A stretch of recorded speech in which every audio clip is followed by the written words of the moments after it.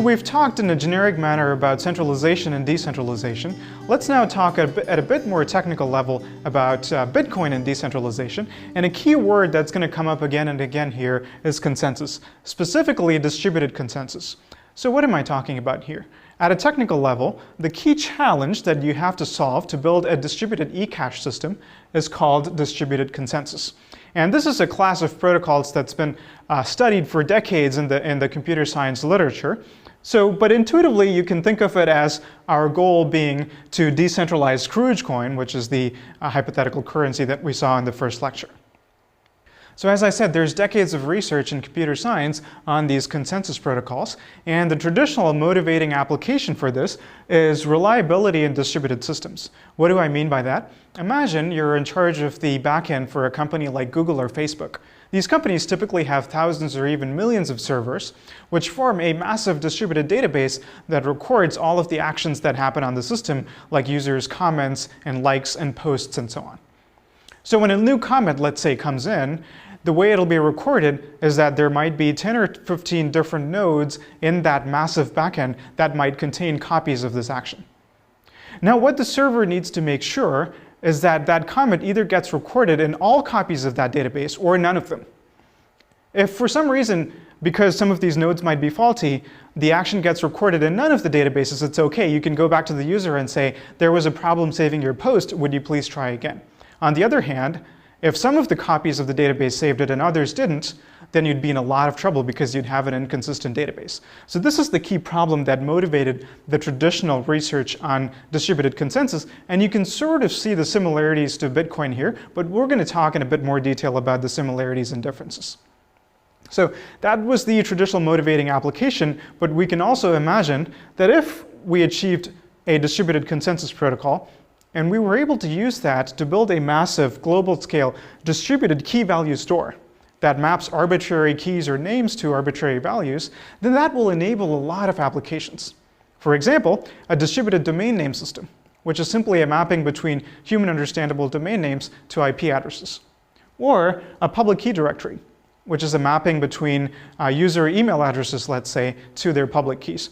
Or even things like stock trades, because this distributed database, instead of keeping track of who's paid whom how much money, would keep track of who's transferred what units of which stock to whom. And the cool thing about this is that now that Bitcoin has solved the distributed consensus problem in a certain sense that we'll try to understand in this lecture, we can also go ahead and try to think about solutions to all of these other related problems. And in fact, there are many altcoins. And altcoins, we'll have several more lectures about altcoins, but very briefly, altcoins are systems built on Bitcoin-like principles to achieve perhaps slightly different goals. Sometimes currency systems, sometimes not currency systems, such as one of these applications. And so, given that we can solve distributed consensus now, and given that we can build a global distributed key value store, it enables a lot of these other cool applications. Okay, let's go to a technical definition now. The technical definition of distributed consensus is really quite simple. Imagine that there is a fixed number n of nodes or processes, and each of these nodes has some input value.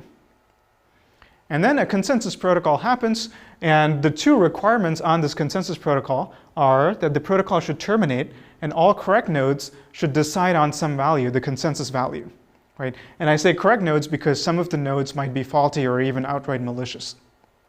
And the second requirement is that this value that they agree upon cannot be an arbitrary value, but it should be a value that was proposed as input by at least one of these correct nodes. So it's really that simple, but let's try to see what this might mean in the context of Bitcoin. So to understand how distributed consensus could work in Bitcoin, let's start with the reminder that Bitcoin is a peer-to-peer system, right? So what I mean when I say that Bitcoin is a peer-to-peer system is that when Alice wants to pay Bob, what she does is she's going to broadcast a transaction to all of the Bitcoin nodes that comprise the peer-to-peer network. And you can see here the structure of the transaction. This is similar to Goofy Coin that we saw in the first lecture. And what a transaction is going to have is it's going to have Alice's signature, which the other nodes need in order to know that it really in fact came from Alice. It's going to have Bob's public key, which also acts as his address at which he wants to receive Bitcoins. And further, it contains a hash. What is this hash? Recall this notion of hash pointers that we saw in the first lecture. So this hash is a way for Alice to link together this transaction or this coin to her receipt of this coin from someone else previously. Right? So those are the things that are contained in this data structure that we call a transaction, and she's going to broadcast that to all of the Bitcoin peer-to-peer nodes. And notice something funny here. Bob's computer is nowhere in this picture. Now Bob, if he wants to be notified that this transaction did in fact happen and that he got paid, he might want to run a Bitcoin node that's one of these peer-to-peer nodes in order to listen in on the network and be sure that he's received that transaction, but his listening is not in fact necessary for him to receive the funds. The Bitcoins will be his whether or not he's running a node on the network. So given this peer-to-peer system, what is it exactly that the nodes might want to reach consensus on? Well, given that a variety of users are broadcasting these transactions to the network, what everybody wants to reach consensus on is exactly which transactions were broadcasted and the order in which these transactions happened. Right? So what does that mean specifically? How consensus could work in Bitcoin is that at any given time, all the nodes in the peer-to-peer network would have a sequence of blocks of transactions that they've reached consensus on. So recall that in Scroogecoin, for optimization purposes, for efficiency, we put transactions into blocks and we link these blocks together on a blockchain. So we're utilizing a similar principle here. We could do consensus on transactions one by one. That would be okay. It would just be inefficient. So instead, we do consensus on a block by block basis. So at any given point, all these nodes in the peer-to-peer network would have the sequence of blocks that they've agreed upon already. And each node would then have a set of outstanding transactions that it has heard about. So recall that for these transactions, consensus has not yet happened. And so almost by definition, each node might have a slightly different version of the outstanding transactions that it's heard about. The peer-to-peer network is not perfect, so some node may have heard about a transaction, but not other nodes. So given that we have the setup, what could happen is that you have the sequence of blocks that everybody has agreed upon. A block is just a series of transactions. And now there are these, let's say, these three nodes in the system, each of whom proposes, each of whom has an input, the set of outstanding transactions that it's heard about. And they execute together some consensus protocol.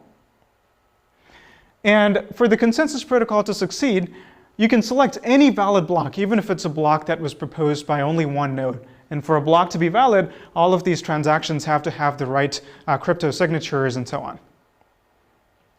So you could select any of these valid blocks and the consensus protocol would still be okay. If some transaction somehow didn't make it into this particular block that gets chosen as the result of a consensus protocol, it could just wait and get into the next block. Right? So maybe this green block gets selected, it gets added to the consensus blockchain, and then the protocol proceeds in rounds. So if you took the traditional theory of distributed consensus and applied that to Bitcoin, this is the sort of system that you might end up with. Now this has some similarities to how Bitcoin works, but it's not exactly how Bitcoin works. And why is that? And the reason for this is simple. Doing things this way is a really hard technical problem for a variety of reasons. There are some obvious ones. Nodes might crash and nodes might outright be malicious. But also because the network is highly imperfect. It's a peer-to-peer system. Not all pairs of nodes are connected to each other. There could be faults in the network because of poor internet connectivity and so on. And finally, there's going to be a lot of latency in the system because all of these things happen over the internet. They're not even within a single data center or something like that. And one particular consequence of this high latency is that there is no notion of global time. What does this mean and why is this important? It means that not all nodes can agree to a common ordering of events simply based on observing timestamps. It just doesn't work like that.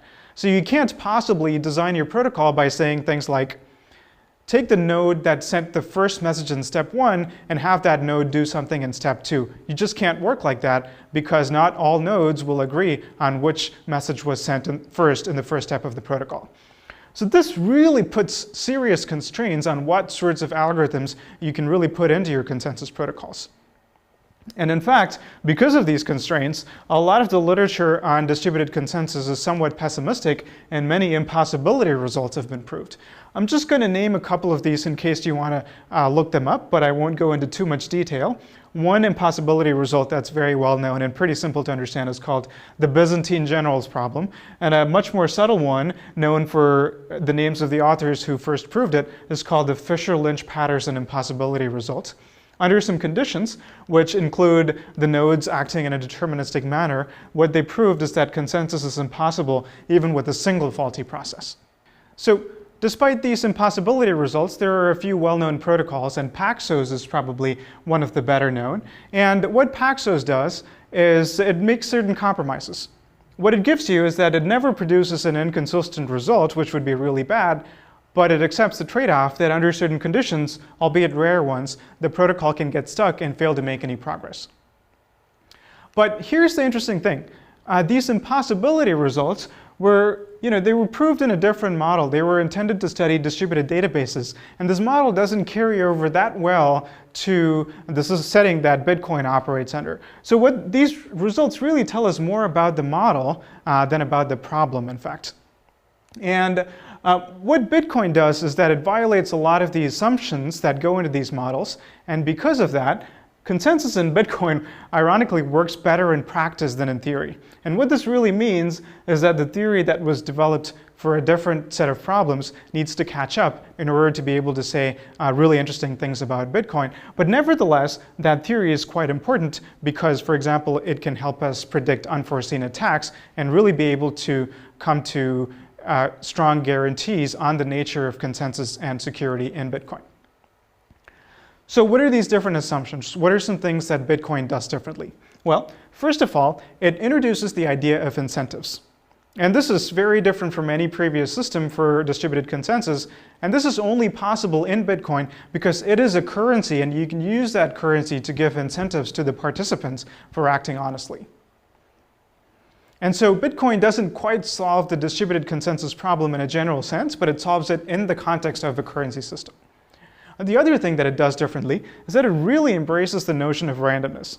And what I mean by that is one of the things it does is it does away with the notion of a specific starting point and ending point for consensus. Instead, consensus happens over a long period of time, about an hour in the practical system, but even at the end of that time, you're not 100% sure that a transaction or a block that you're interested in has made it into the consensus blockchain. Instead, as time goes on, your probability goes up higher and higher, and the probability that you're wrong in making an assumption about a transaction goes down exponentially. So that's the kind of inherently probabilistic guarantee that Bitcoin gives you, and that's why it's able to completely get around these traditional impossibility results on distributed consensus protocols.